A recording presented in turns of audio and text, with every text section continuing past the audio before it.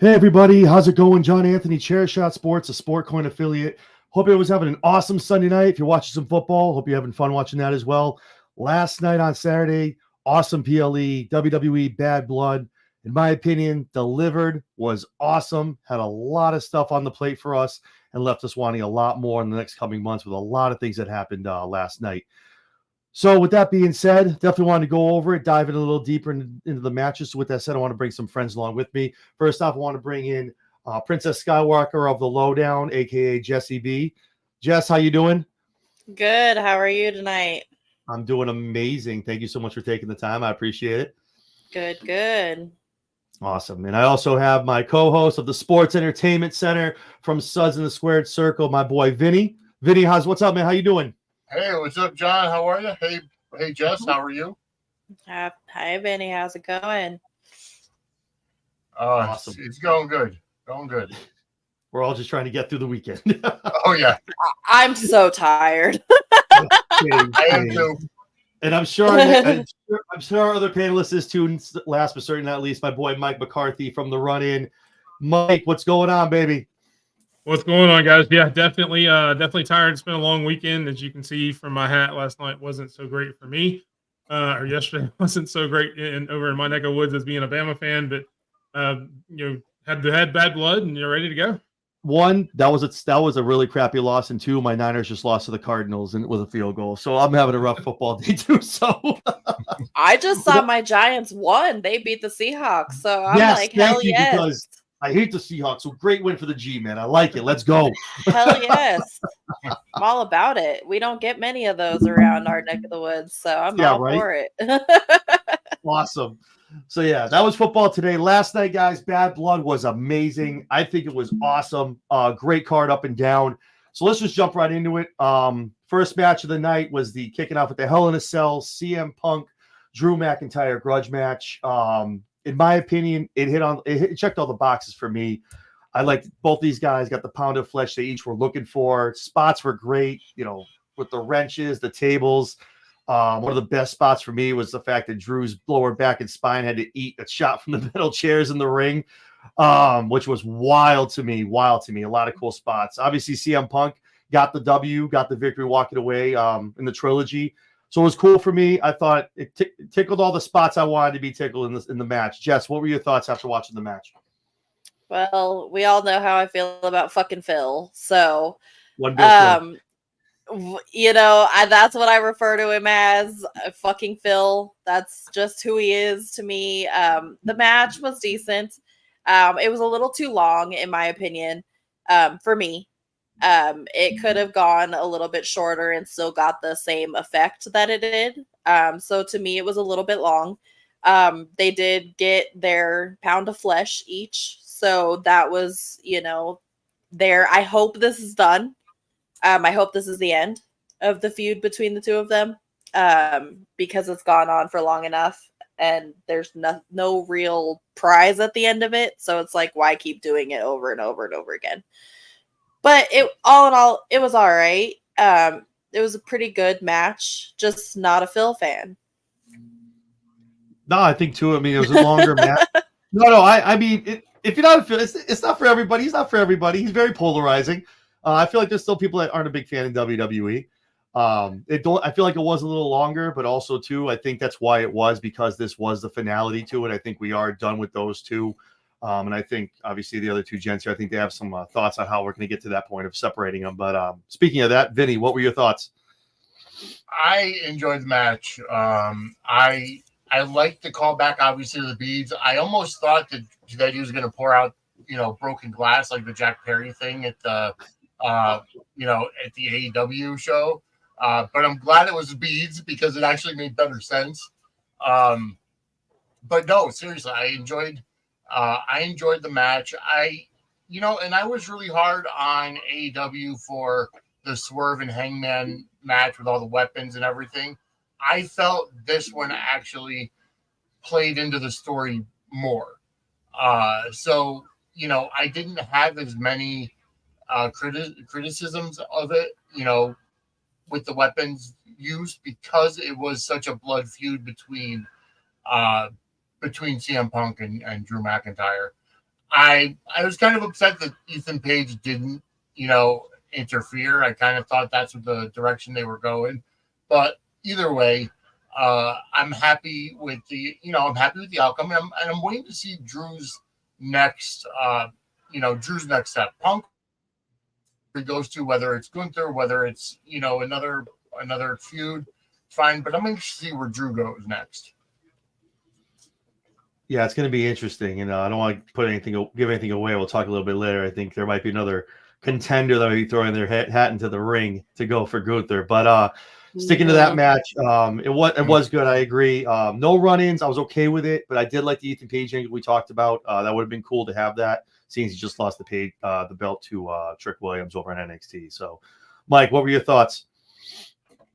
I kind of agree with Vinny. I thought it was a great match. I was also, very hard on AEW with some of their spots. So just to be fair, I will nitpick a little bit. And the toolbox shot to the head that, gave Drew the staples in his head. I don't know if maybe he was supposed to get his hand up and then blade after the fact and still get open. Because I still think they wanted him to bleed, but I don't know that it went exactly how it was supposed to, maybe. Because I know they don't like doing unprotected. Yeah, I don't know that they like doing unprotected headshots like that. Even with something like that. So, I would have to take off a little bit for that just because I want to be fair. And since I did talk about the chair shot with Hangman and Swerve, it wouldn't be fair for not to bring that up too. The Drew spot at the end against the stairs, man, I physically cringed. Yeah, my back again. Yeah, again, something that I don't think was exactly supposed to happen. I think he was supposed to land flat on the stairs. I just think he undershot it. But just seeing that, just watching it, like my body physically cringed seeing that, just because I know how much it probably hurt like hell. But it was a great match. It was like flashbacks to Shawn Michaels on the coffin. Yeah, on the casket. Yeah, but definitely great match. I'm with these guys. I'm hoping this is over. We can go into where each of them go next. I've got my ideas just like everybody else does, but definitely glad that Punk won. I thought he should, and glad it was a great match. Yeah, I think like I said, it was a good match. Again, that spot was definitely an undershot because you heard it and it was just like you even saw like Punk. I feel like it was even like what just happened. Like it was a bad sound, not something you want to hear. Yeah, like I said, I think from here on, I think Punk and Drew need to separate. Whatever happens tomorrow night on the 2-hour episode of Raw, whatever they do, whichever one opens the show, I don't care which one it is. But when they start talking about it, someone new needs to walk down that ramp and start and just divert someone, either one of them, the other way. There are rumblings of a supplemental or an impromptu draft before Netflix sometime in December after Survivor Series, and I think maybe that's kind of where I've talked to Vinnie about a little bit too. I think maybe Drew get shipped over to the Blue Brand, have him kind of rekindle over there with some more rivalries and some new ones too. So you never know. So there's a couple of different places they could go with that. So after that match, we'll jump over to the ladies. It was Nia Jax and Bayley for the WWE Women's Championship. Hard. Hell in a Cell is always a hard match to follow, let alone a grudge match like CM Punk and Drew McIntyre. The match for me, I don't know if it was a thing. And I'm big on Nia Jax ever since she's come back. I've always liked Bayley. This match was tough to watch. I feel like there was a lot. It was sloppy. It wasn't tight. And I don't know if it was a matter of, just different styles. I know there's obviously difference in body size or whatnot. Just a lot of spots that were not spotting. It was not the right. It wasn't working the way it should be. And it sucks because I really wanted that match to really go off being the first women's match before the second one being the gimmick match with Dom. But an okay match. Obviously, like we talked about, Tiffy did get involved. She didn't cash, but Nia did win, walking away being still the champ. Mike, what's some of your thoughts watching the match? Yeah, I kind of agree with you. It didn't really hit for me. Kind of the same way. And we know Nia and Bayley can go together because they did back in SummerSlam when Nia won the title. There were some really cool spots that they kind of tried to call back to there. I don't know if Bayley legitimately tweaked her knee during the match. But some of the power moves she tried to do just didn't really connect. And then the half a hurricane run, we want to call it, from Nia Jax. It's cool to see somebody, I'm a bigger guy myself, to see somebody that size try to do a hurricane run. Yeah, exactly. And I get it. It's hard. but I mean, it still just looked weird. Nia trying to get a half crab, and I mean, a lot of it just kind of looked a little clunky. But I mean, overall, they both really great. I enjoyed the Tiffy run in. It kind of went exactly how I thought it would, so they could still tease that going forward, because I think they want to prolong that a little bit with Nia and Tiffany, going back and forth. But overall, it was just, I mean, it was decent. It wasn't, and like you said, following that Hell in a Cell match, why I get why they wanted to do it, but there's no way that Hell in a Cell should have been first, because every other match following that, it was a letdown. Yeah, So, it was wild. and that had a lot to do. Yeah, it was wild to me that was the opener. I know it was gonna be the main event, obviously, but to go right when he started dropping it, I was like, okay, I guess here we go. Let's jump right in, right? I don't know. Yeah, that kind of hurt the rest of the card, really, because it was so hard to recover from that. It took you almost to the main event just to recover from the first match. Yeah, it's hard, as we all know, watching pay-per-views, AEW or WWE. You don't want to go right up to that mountain and then just kind of you can't maintain that the whole way through. So it was really a weird call, but I agree though. I like Jessica holding the belt, holding the briefcase, and her taking it from her. And obviously that's when Nia sits up to her best Undertaker impression, and then it's like, wait, what are you doing? And then so that was cool. I like that spot. That was creative. But yeah, overall, I agree. I like them keeping that storyline going. Jess, what were some of your thoughts? Same. It was sloppy. And like you said, Nia Jax has been great since she's returned. She's cleaned things up. She's a little bit more, ironed out with her moveset. She's not as dangerous as she used to be, quote unquote, it seems. It just seems smoother ever since she came back, and it was a disappointing match. And it could have been because it came after the Hell in a Cell match, that it was just disappointing, like you guys said, but it was just meh. It didn't do much for me. It was predictable with Tiffy Time coming in and doing her thing, Tiffy Stratton, and causing Nia to win. So to me, it was predictable and it was sloppy. Yeah, in the words of MJF, it was mid. Mid. Awesome. Vinny, some thoughts on the match? Yeah, I'm not usually one to critique quote unquote sloppy matches, because if you're looking to have a fight, it's not always going to be perfectly choreographed. Like with the whole Nia Jax half a Hurricane Rana, it was a head scissors takeover. It wasn't a Hurricane Rana. So you can make an argument for that instead. And yeah, it's tough when you're a bigger person, and I get that they want to do something a little bit more creative, and sometimes they do need to know their limits. But in a real fight, you're not going to have everything look smooth all the time. And yeah, it was in a dead spot because of the Hell in a Cell going first. And I have to agree, the Hell in a Cell should have probably closed it. We all know why it didn't, but it should have. It's hard when it's a 5-match PLE, and I know a lot of the flack that WWE is getting now is because it's a 5-match setup. I think and of course this could be up for debate another time, but I'm enjoying the 5-match setup just because of the fact that it makes every match seem more important, like a big fight feel. But at the same time, when you have a blood feud match, that should always go on last. So that's the only thing that made this match suffer. No, I agree. And we all know why it didn't go last.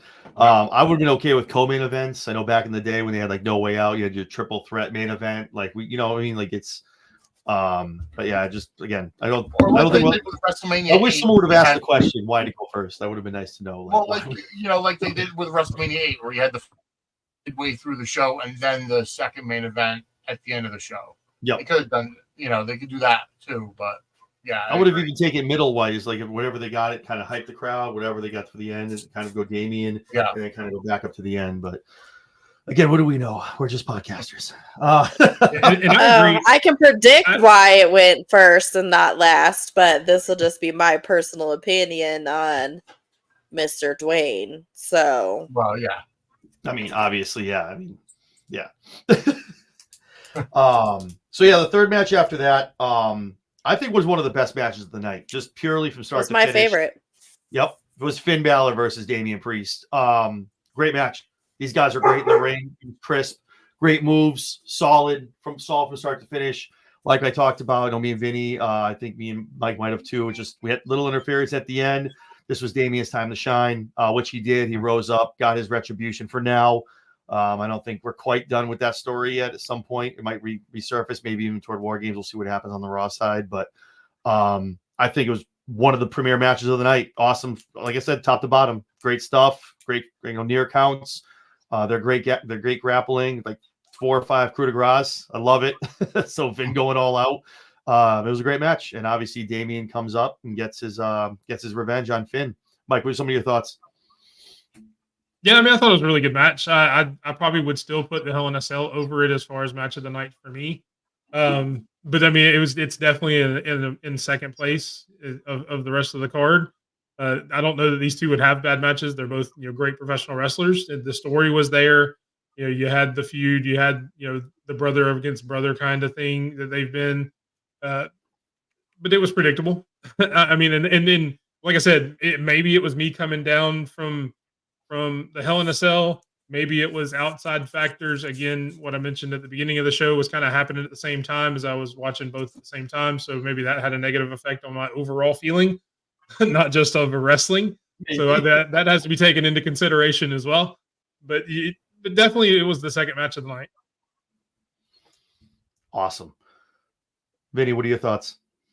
I mean, I liked the match. I thought the match was fantastic. I mean, Finn and Damian could go and get it done, and I'm hoping that the feud is done for now. I think they'll come back to it at some point, closer towards Mania. But I want to see where Damian goes from here. Does he go back after Gunther? Does he go into tease a feud with Jey Uso over the IC title?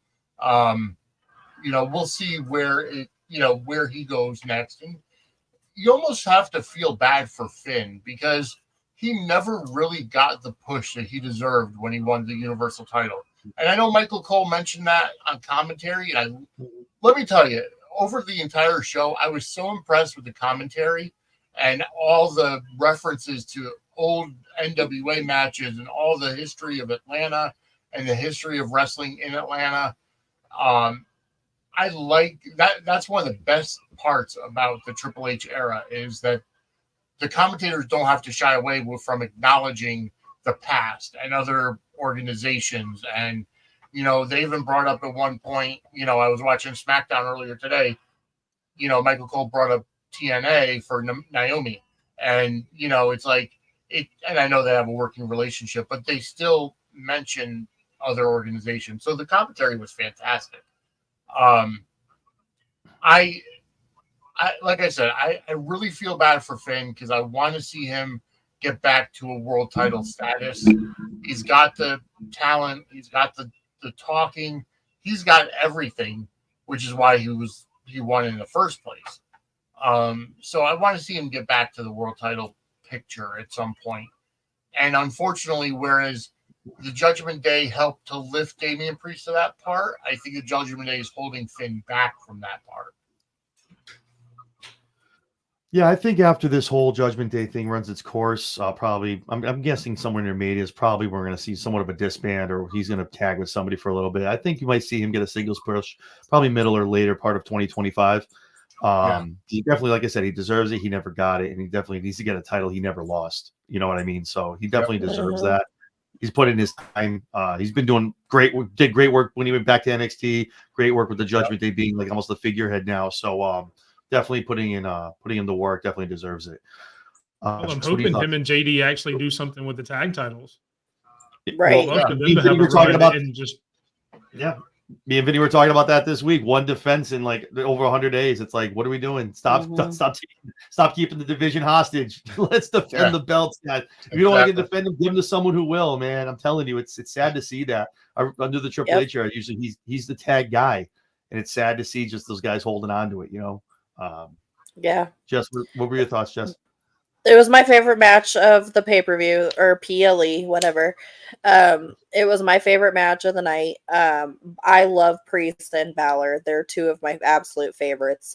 Priest has always been one of my favorites. I agree. He never got the push he deserved when he won the Universal title because he got injured. And when he came back, they never pushed him like they should have. So Yeah. I agree. That should have had that push. But it was a great match. It was really good back and forth. There was never really one person taking charge too much in the match. So it was, nice to see that. It was more even keeled. Judgment Day came out as, totally expected, but didn't go the way it usually goes. So that was nice to see that Judgment Day's interference didn't cost, Priest the match, and he was still able to win the match despite the interference. So I loved it. Like I said, it was my favorite match of the night. I would love to see more done with Finn. I don't see them putting Damian in the title run again, at least for the WWE Championship, or going after Gunther anytime soon. But I could see him going against Jay, maybe potentially for the Intercontinental title. That would be a nice matchup. I would like to see those two go. They would cook. That would be a really good matchup. I'm hoping Damian gets at least one more chance down the road, at least. But I agree with you. No time soon right now. It's getting a little crowded at the top after he lost his. But I really hope he does have another shot down the road. He was a good champion for me. I think he was great learning as he went on. And toward the end, before he lost, he was doing really, really good mic work, in-ring work, stuff like that. So excited to see him definitely get another run. Definitely see what happens with him now that this little feud is over with for a little while. So let's take a little dance break from the PLE for a special announcement from our chief content officer, Paul Levesque. Apparently in Crown Jewel in November, we'll be having ourselves a tournament of champions, if you will. The champion from Raw and the champion from SmackDown, men's and women's respectfully, will be going one-on-one for the The Crown Jewel Championship. The Crown Jewel Championship. 50 carats. That thing is ugly. That belt, man. There's someone in no one in WWE designed that. There's no way. There's no way that got designed by someone else. No, that was in Saudi Arabia. That was a Saudi Arabia design. Yeah. That was a Saudi design. So before I get into it, I know the flag has already come down. A lot of people thought it was women's titles. Why are we creating another title?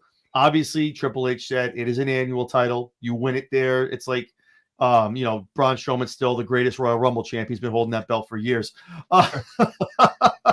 So it's an annual title. It's the best of the best of the best of the best. It's kind of what you're trying to do there. And this is obviously something, if I had to bet my bottom dollar, it's obviously something Saudi was like, we want a belt. We want a belt for us that you have when you come here. And I get that. They pay a lot of money to have them out there. Before we get into something else, what are your thoughts, initial thoughts on that tournament, on that belt every year at Crown Jewel? Jess? No words. Don't even need any words. That's really all I really got for that. I hate it. It's an asinine belt. There's no reason to create a belt just to create a belt. It's like the TNT Championship. It's just a belt, just to have. It means nothing. But on Jeff Perry, it's extraordinary. No, not the TNT. I'm sorry, not the TNT belt. I'm so sorry. I meant the FTW belt. The FTW belt. That's what I was talking about. I apologize. The FTW belt. It's just another bit. Has history. What was that? It has history, but in AEW, it means absolutely nothing. No, I get it. In ECW, it meant something. It meant everything. Yes. In ECW, it meant something, but in AEW, it means absolutely nothing. So it's just another asinine title, and that's how I feel about this. It's just something created to please the Saudis. Makes sense. While we're talking about the FTW belt too, shout out to Taz on recently having full knee replacement surgery. He'll be out for a while, so a speedy recovery to Taz. Hopefully we see him back behind the AEW announce booth sooner than later. Vinny, what are your thoughts on the belt? I mean, I don't mind it so much. The only problem I have is it almost devalues both your world titles, because you have your two world champions fighting for another championship, and it's going to be annual. And then going forward, okay, well, now one of your world champions, lost in a clean match to the other world champion. So it's almost like, okay, well, I'm not the undisputed champion anymore. As of right now, it's Cody versus Gunther. So it would be a great match regardless, but it's still going to almost devalue one of your world champions. My thing is too, so I mean, obviously WWE is not going to do this, but so it almost like negates having world title matches at Crown Jewel. Yeah, you're not going to have Gunther go in a match and then go against Cody and vice versa. So it's just weird to me that we're doing this. It's almost like Saudi wanted, if in fact, maybe we're wrong, but if in fact Saudi wanted this belt, it's almost like, yeah, your belts are cool, but your championships suck. Ours is the one they're going to fight for when they're over here. So it's going to be wild to see how that works out. Mike, you should have just done the Greatest Royal Rumble again. Just giving out title belts every year. Let's go. Yeah. Mike, what do you think? So first off, the belt's trash. I get it's 50 carats of diamonds and all that, but it looks really horrible. It looks horrible. It's gonna go for like $900 on Chop Zone. Probably. But I will say it is a good idea for one reason: is it allows Survivor Series to become a bigger pay-per-view, because you will never have to go back to that champion versus champion match at Survivor Series that we've had thank in the God. past. Or bragging so you rights. don't have to worry about it. Exactly. That goes away, and it allows actual at-stake matches other than the War Games match to be at Survivor Series. And if it serves to make Survivor Series better, I'll take it all day. They can throw whatever they want to at Saudi. Good on you. Let's make Survivor Series one of the big four again, because really it's fallen off from being one of the big four. Where honestly, I look at like Money in the Bank, I look at a couple other pay-per-views, Elimination Chamber, as being more important than Survivor Series when it was, it was the big four. Yeah. And hopefully we get back to that now, that some of these matches actually will mean something instead of just, I just got drafted to this brand. Now I'm going to fight you because I'm on here now. So right. If it does that, then yay. Mike is, and Vinny, obviously, watching a lot of wrestling and we all have. Survivor Series used to be a big deal, like 20 something years ago, man. 20. Well, and I want to see traditional Survivor Series matches again. Yeah. I want to see the traditional 5-on-5 elimination match come back. Yes. That's a big deal. I would love for them to bring that back. I know a lot of people might not want to see it, but I think it's just part of the lore. It's what you get when you watch Survivor Series. That and make it mean something, It's just, I feel like they tried that. Go ahead, theoretically, the title Survivor Series doesn't mean anything anymore because you're not striving to survive. Yeah. No. I mean, they brought War Games back, but which is great, and I'm so glad they're doing War Games again. But again, it's like you do a traditional Survivor Series, teams of 5 strive to survive. That was the entire tagline of the first couple years. Now, Survivor Series doesn't mean anything. And you take a look at it when they're going over career accolades. When you talk about Shawn Michaels, even like a Kofi Kingston, sole survivor at Survivor Series is one of those accolades that you talk about 10, 20 years down the road. That gives somebody else something to fight for that means something in the history of their career. One of the last best Survivor Series matches I can remember, and maybe I'm wrong, I'm trying to think back, was probably the Team Bischoff, Team Austin Survivor Series. Was that the one where Shawn came he was the only one left and Shawn came all the way back? Mm-hmm. Okay, yeah. So that was probably one of the better ones, like where they were really keeping it going. But since then, like Vinny said, now with War Games, Survival, we get it. But it really the moniker really lost its value. Got lost in the sauce for a little bit there. So with the other part of that being said, go ahead. What, Vinny? I could one up you with one of the last traditional Survivor Series, the one where it was the John Cena's team versus the Authority, where Sting came out. Mm-hmm. And was the one that fought all the way back. That was one of the better ones. So with that said, they talked about the belt. In doing so, Gunther comes out, does his spiel, whatever, and we get our Goldberg interactions. Who's sitting front row in Atlanta with his son Gage and his wife. Gunther and Goldberg go back and forth. Goldberg jumps the rail, ensuing security, the whole 9, and then Goldberg looks in and says he's next. What are our thoughts initially, if it's going to happen? I'm going to start with Mike. What are our thoughts?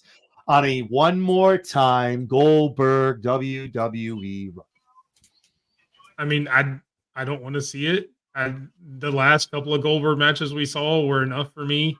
And I'll go back to a point earlier that Vinnie made. I've loved the 5-card pay-per-views, but not when you have this 45-minute between announcing the title and just to get a pop for Goldberg because you're in Atlanta kind of thing, when that could have been a whole nother match there.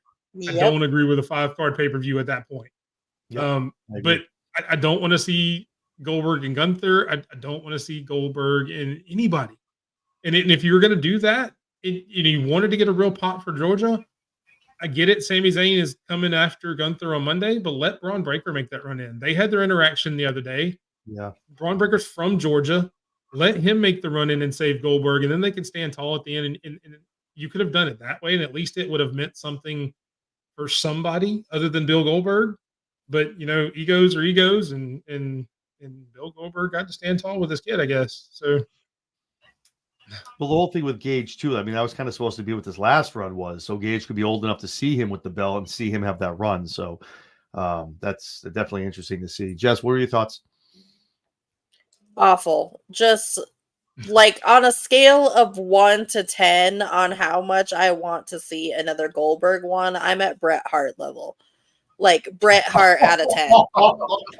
Okay, that's how little I want to see that freaking. And that's the quote Dick Van Klondike, because he's the one that actually came up with that, and I had to re-say that. So shout out to Dick Van Klondike, because he's the one that came up with that. But that's literally how I feel. I could not have put it into more perfect words as he put it into those words. That's how I feel about it. I would rather watch paint dry. I would rather do absolutely anything else on this earth than watch Goldberg wrestle another match. Ooh, 3 moves and a jackhammer. Exciting.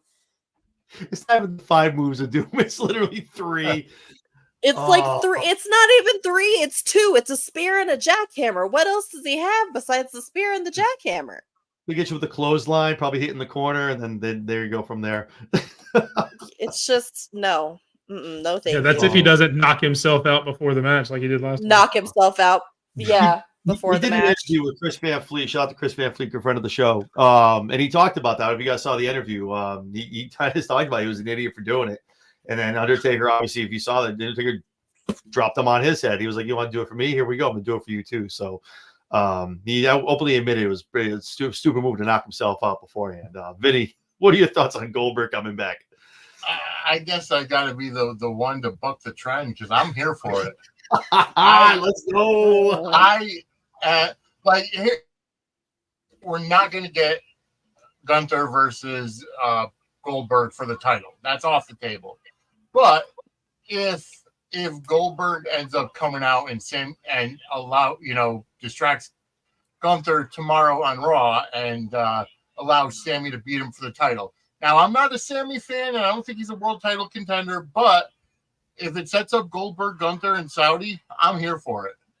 I think that a win over Goldberg would put that rocket on Gunther and propel him to the moon. My thought is going to be, I don't think he has anything to do tomorrow night, but I think he has something to do with him in Saudi, and kind of that's where they're talking about. He doesn't interrupt him there and kind of cost it against Cody. Not that I should be putting this much booking thought into a title, the crown jewel title, but the fact that might be where you see Goldberg pop up next and kind of hinder Gunther. That might be where we kind of see him. Yeah, so before we get back into this, I'd like to thank everyone that's watching right now on all our streaming content, YouTube, X. Just want to acknowledge Fan the Van podcast. Do we need to see Goldberg in a match again?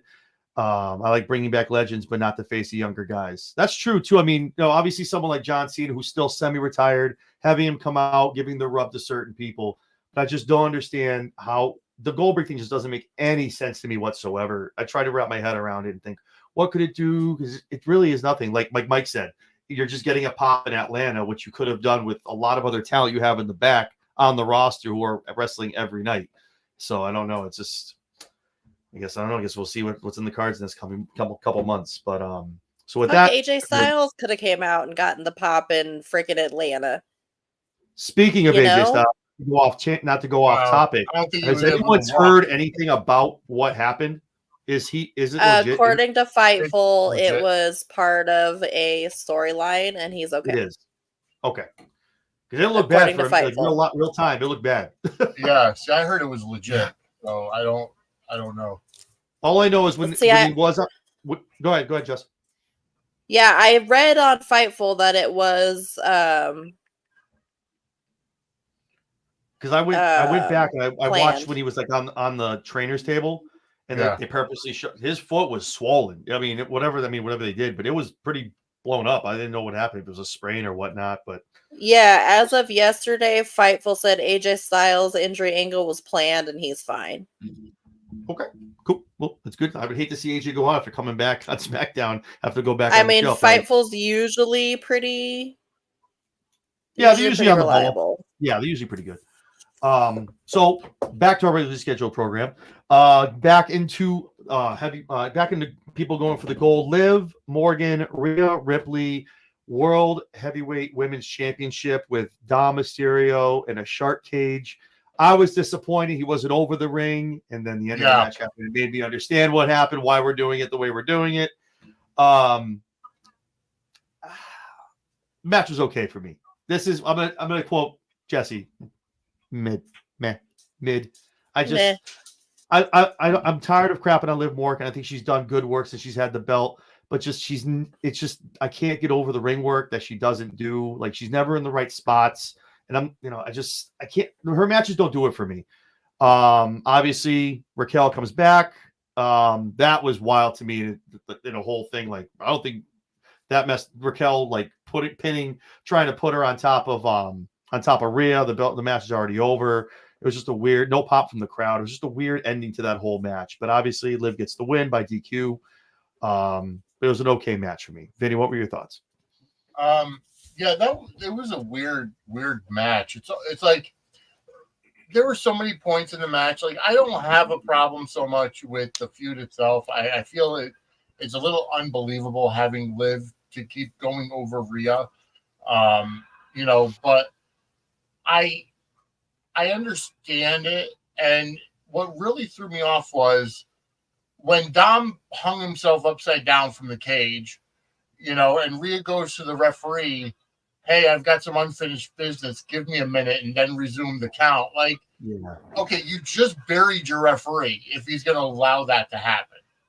Almost like he's in on it. And then, the referee botches the finish because he was supposed to be distracted checking on Liv or whatever when Raquel came to, interfere. So he didn't see it, but he saw it. So he had to go with it and cause a disqualification, which is why Raquel put Liv on top of Rhea. But I think they've kind of put that to death. They should have had that as the end and have Rhea get the title back, and just be done with the whole Liv Rhea thing, because now it's going to go further. And the fact that Raquel got no pop at all means that she was never over to begin with, which is sad. Mm-hmm. But because she's a tremendous talent and she can be believable against Rhea Ripley. So they should have had Rhea win the match and then go into a feud with Raquel. That's what they should have done.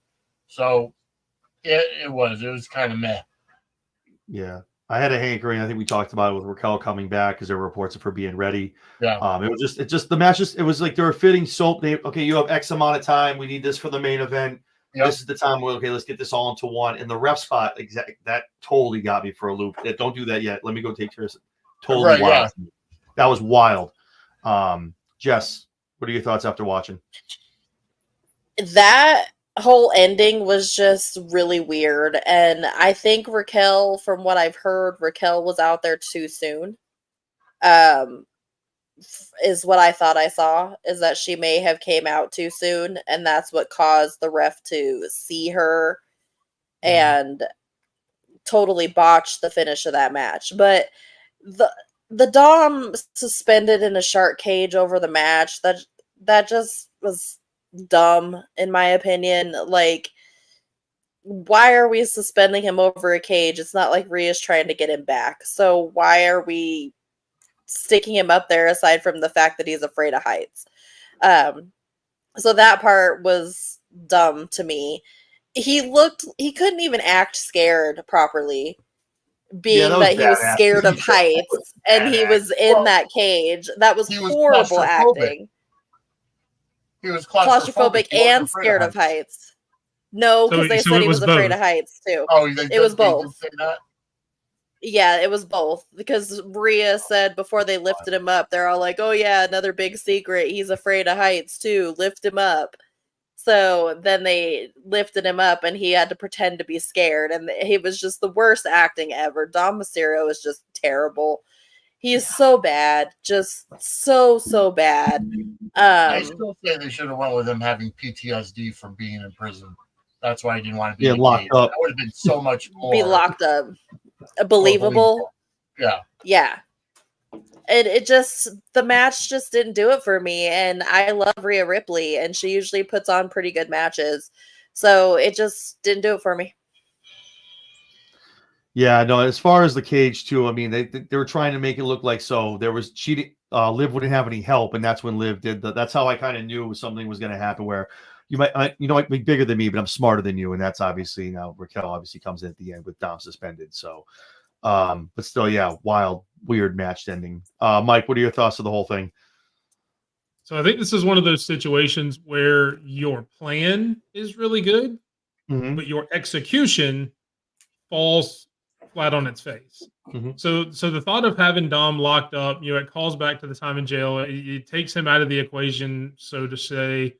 I understand him not being above the ring because you have the cell there, so you can't really have both the cage and the cell there. So while I would have preferred him being over the ring, I get why you couldn't, because you just can't have both of them there at the same time. Yeah. But the execution of him being in the cage, even from the beginning, when the door first flies open, even commentary is like, well, he picked the lock. Well, no, if you see when they first raised him up, there was no lock on the door at all. They didn't put a padlock on there like they normally do. There's no chain around the door like they've had in the past. They just didn't lock it. So you knew something like that was going to happen at the beginning of the match. So already your execution is shoddy. And then you have the whole, well, I'm going to peek my head out even though I'm afraid of heights, but I'm going to look over the edge, which is the one thing that people who are afraid of heights don't want to do. And you fall out, you hang, and yes, I can attest to that. And whether Raquel came out early or not, I've heard the same thing, that maybe she came in a little early. You still had the caveat there that the ref could have said, well, look, Rhea said she was going out there to take care of some business. So at that point, we kind of put the rules on hold. I held up the count for her to let her take care of what she needed to. So yeah, if Raquel hit her, but she shouldn't have been out there in the first place. She wouldn't answer my 10 count, whatever. And he still didn't have to call for the bell, even if she ran in a little early. But just all in all, and I'm a Liv fan, I'm a Rhea fan. I like both of them. I think they are both good wrestlers. I think they are both great. I do agree with Raquel coming in the way she did, as far as being, a part of the Judgment Day or a part with with Liv, because I don't think she's the strongest on the mic. Her promo game is not great. She's never really been that great at that part. She's really good physically. But this gives her 3 different mouthpieces that can give her heat and then let her go beat somebody up, which is what she needs to do. Is where she needs to be on the card. She needs to be an enforcer type. Let her get some more, time around Finn, time around Liv, time around Dom, who can generate heat like nobody's business, and then let her just pummel them and let them be the cowardly heels that they are. But as far as execution was an F. Your plan was an A. So I guess all in all, I'm with you guys at mid. You just missed the mark a little bit, I guess. Yeah. Definitely. Yeah. No, I agree. No, Mike has a good point. Go ahead, Jess. Just from the matches they've had in the past that were much, much better, this 100% missed the mark. Yeah. No, I agree with Mike too. I mean, her being in a force, that's definitely the way to start to build her, because there was no pop when she came onto that ring.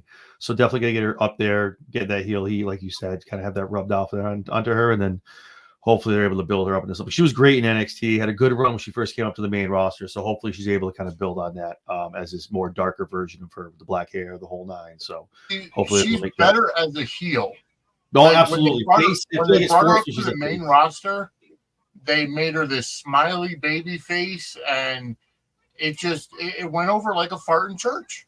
Yeah. Well, they changed her name first, and they brought it back. Yeah, and then they made it into that. So it's just like, yeah, it's like don't. If it's not broken in NXT, don't fix it in on the main roster. Well, yeah, but that was the Vince era. We're in a new era now, so we shouldn't have to worry about that. I'm hoping she's able to get over because she's definitely a good talent that can definitely do something on the main roster. So after that match, we got the main event, guys. We got the Bloodline with Solo Sikoa. And we have Roman Reigns, never before, never again, with Cody Rhodes. This match was awesome. Before all this stuff at the end, I mean, they were hitting some great spots. Some awesome stuff was going on. Obviously, the rest of the Bloodline came down. Great match. Jimmy making his comeback, making an appearance was awesome to see. Great pop. Great interactions with Solo. Obviously was able to distract Solo. Roman gets the 1-2-3 after a spear. And then we get the return of the big guy, the people's champ, The Rock, the final boss, Dwayne Johnson, is back, making his appearance at the end of Bloodline. My best part of that is obviously the 1-2-3, putting his hand down, doing the cutthroat, and not saying anything at all, for letting us sitting here to speculate what that meant, what's going on. I'm sure a lot of you guys saw on Instagram the promo he cut after that. That was pretty entertaining. So all in all, with the final match and obviously with The Rock debuting, what are your thoughts on how Bad Blood ended last night? Vinny, what do you think? I loved it. Like you and I talked on Thursday that if it was only Jey Uso making the return, it would have been like a popcorn fart because he's not a big guy. So I'm glad that The Rock came out afterwards. Like it made total sense how it is, and I liked how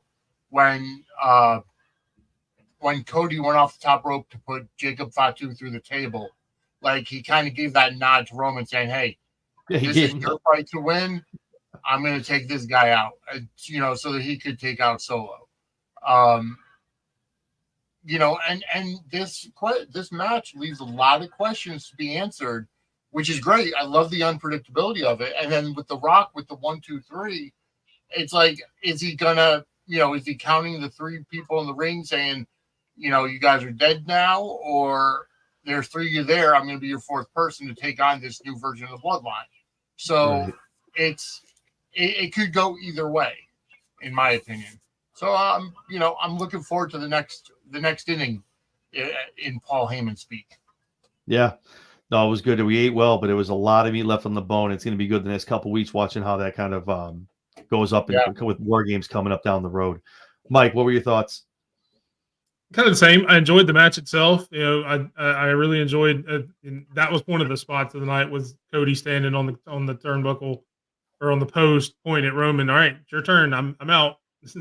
Have a good one. Take care of Solo. I got this. He's like, see ya.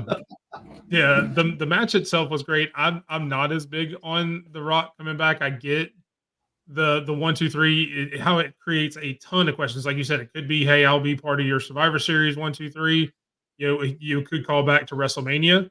Hey, I pinned you 1-2-3 on night one, or hey, Roman, you've already lost 1-2-3 to him. Now you're done. Yep. You don't deserve to be the tribal chief. That's me now. There's a lot of different ways it can go. It plants a lot of different seeds. We planted some other seeds a little later in the night that I would have rather ended the show with, that we've been teasing. Yes, we're going to talk about that. I would have much rather had seen that at the end of the show than The Rock coming out, but I get it. It's The Rock. You're not going to tell him no. He's going to get the bigger pop. So that is what it is. But the match itself and how that ended, I thought it was great. I love Jimmy coming back.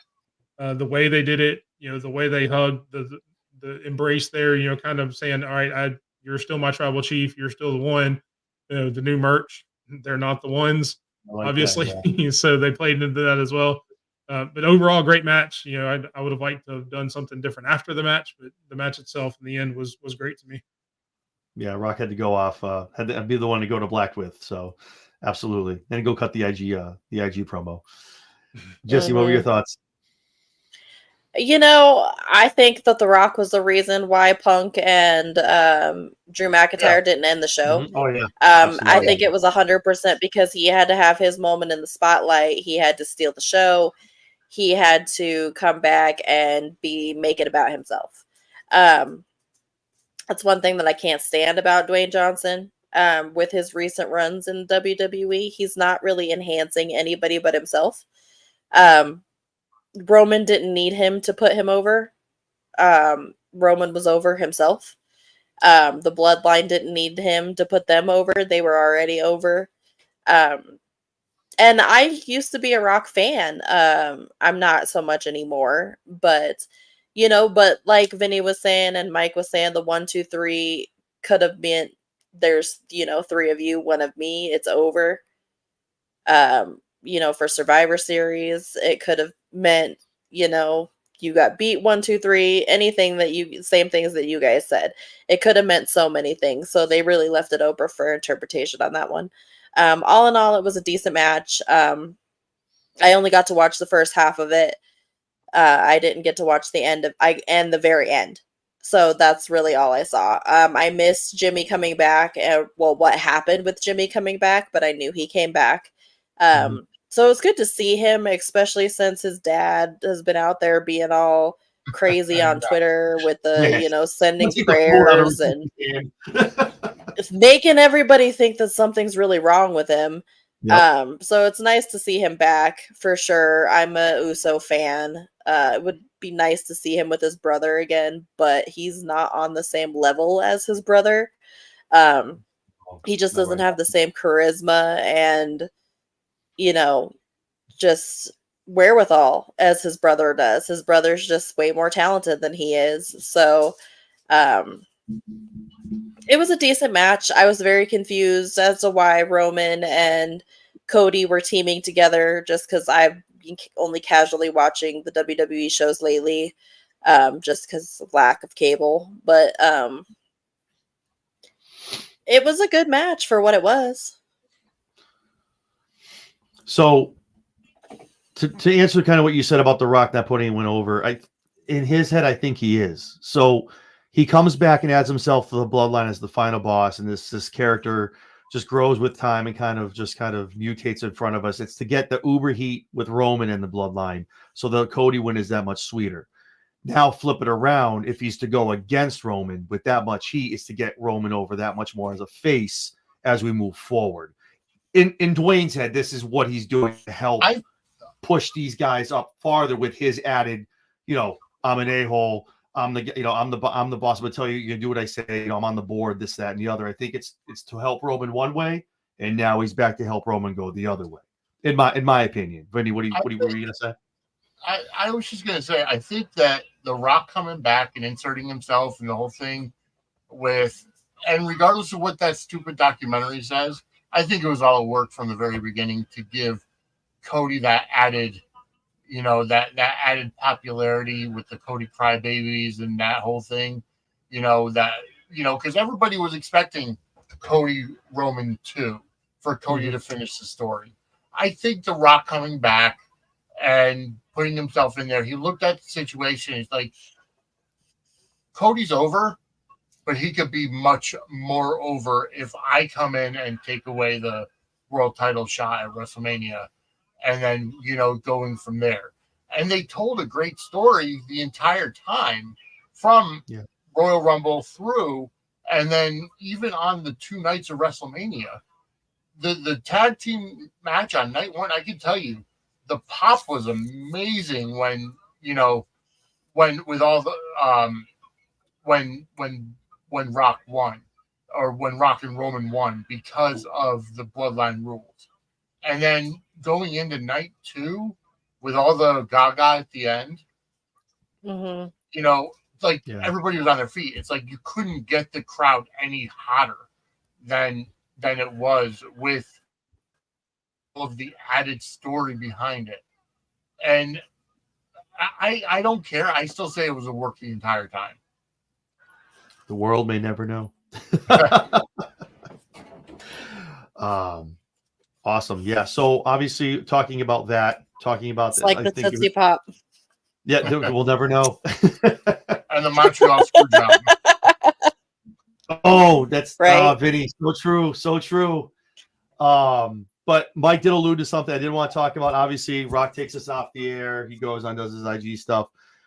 WWE was so confident in this angle, they didn't even film it. They got fan footage of it. So they got Cody Rhodes outside his tour bus having a little conversation with one Kevin Owens. Things get heated. KO turns on his boy, turns on Cody Rhodes, takes the boots to him, leaves him laying in front of his bus. Kevin Owens has turned full heel going forward. It's going to be interesting to see what they do on Friday night on SmackDown. I agree with Mike. I think this should have been on television at some way, but again, we had to end it a certain way. And obviously, it was with The Rock, or maybe The Rock ends and we get one of those. The camera goes in the back. What's going on? We get an extra couple minutes, maybe. But yeah, what are your thoughts on KO finally taking that turn around the corner, finally going full heel against Cody Rhodes? Jess? I like it. Kevin Owens has always been a good heel. He's a good heel and he's a good baby face. So he's one of those universal players that can just kind of do whatever he wants to and be successful at it because he's been good at both in the past. It definitely would have been nice to see that on television, whether they did it tonight or something happened tomorrow night on Raw and on SmackDown. I'm sorry, because I forget Cody's on SmackDown.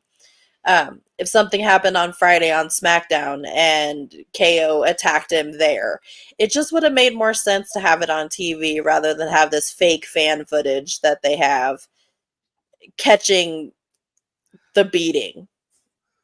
It didn't make any much sense to me. If you want to make this something, make it something.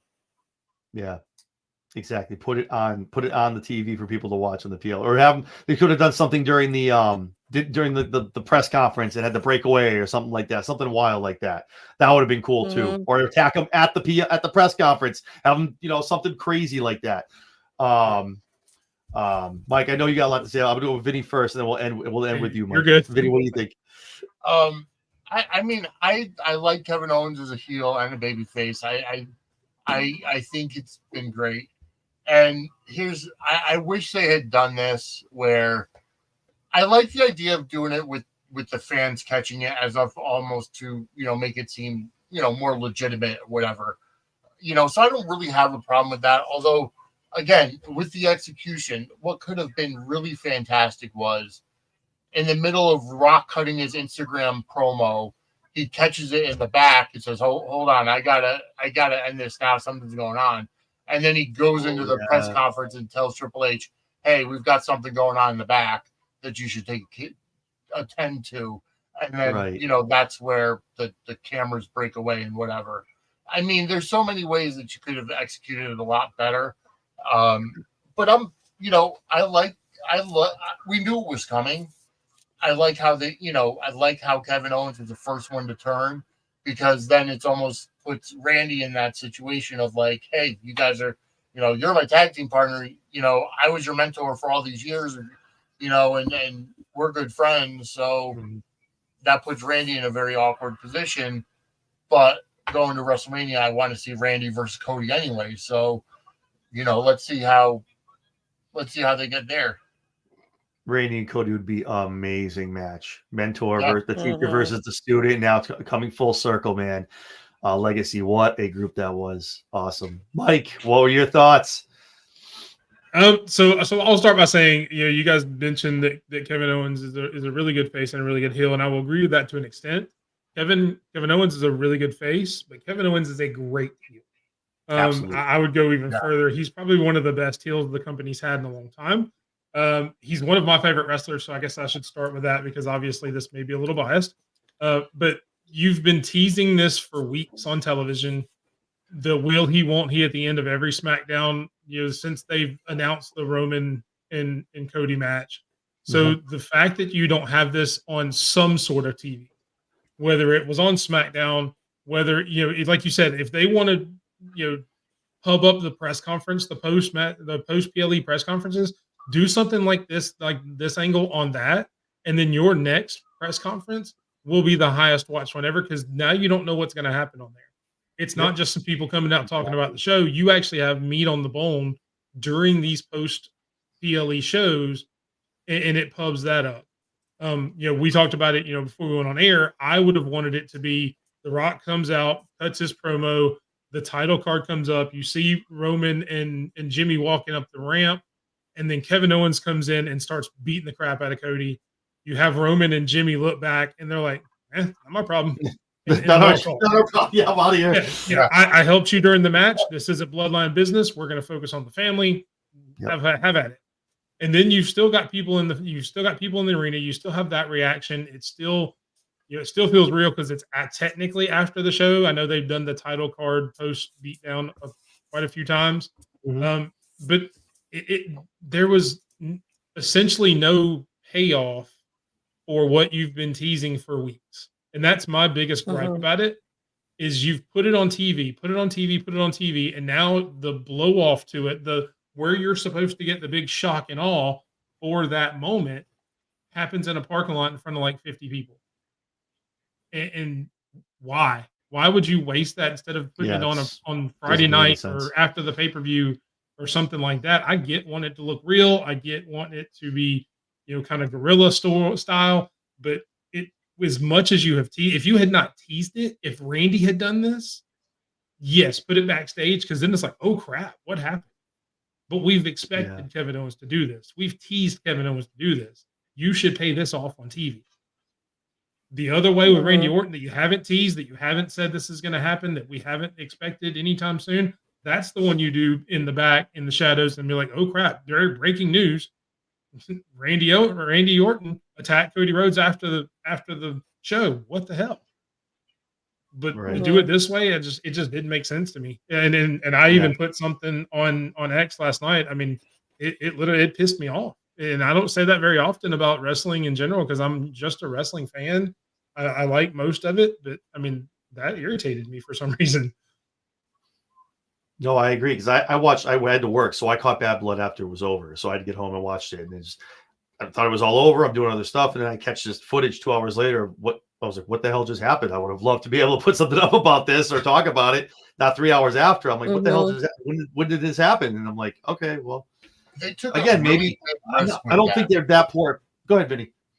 No, they took a really big risk doing that. I mean, granted, they probably had a camera set up so that they caught it no matter what, but they bet on fans being out there, wanting to see the guys behind the scenes, so they took a really big risk. I got to give them credit for that, because it's almost like the fans in attendance saw something that they weren't supposed to see, like a breaking news. We saw it where it wasn't on TV kind of thing. Yeah. Right.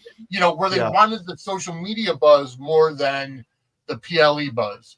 So, it was a big risk. I give them a lot of credit for doing that, and you can recap it on SmackDown and have the fallout. So I'm not really that mad about it, but it could have been done differently. Yeah. I agree with Mike, though. It was, we've talked about that. That's the blow off. That's what you're looking for. You're waiting for Kevin to strike, because he's constantly getting hugged. And you see the look on Kevin's face. He's holding the chair, doesn't hit Cody. I get it. It's you wanted to see him beat the hell out of Cody, because that's what we're waiting for, because you're pissed about the Roman thing. So, but either way, obviously it's out there. It's going to be interesting on SmackDown how they start. Obviously, that's going to be Cody's next road to go down. His next exit, he's getting up on the road to WrestleMania and Royal Rumble. So it's going to be interesting to see how they play that as well. So I'm excited to see that. So, yeah, guys, overall, the PLE was great. A lot of stuff going forward. Raw and SmackDown are going to be good to watch. Obviously, planting a couple seeds going into Survivor Series War Games. I probably just guarantee there's going to be a Bloodline War Games. I don't know what the Raw side is going to pump out with, but I think the card should be good for that. Obviously, also Crown Jewel beforehand. I don't want to go ahead of myself. And then when forget about the Crown Jewel Championship.